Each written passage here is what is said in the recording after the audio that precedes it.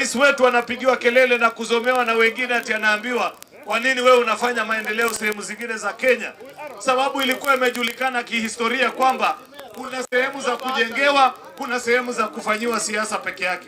Mimi ningependa niwaambie tukiwa hapa Kwale siku ya leo, kama ni siasa za upinzani umefanya ya kutosha, wacheni hata na nyinyi mpate maendeleo.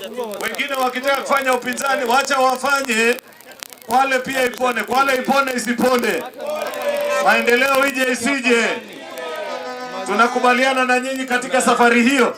Ndio maana tumefika hapa siku ya leo, tuko na viongozi wenu wote. Tunawaomba ndugu zetu wa Kwale, wale wanafiki wa fitini, unaona juzi walipokuwa hapa, fitina kutoka asubuhi mpaka jioni. Kuna chochote cha muhimu waliwaachia?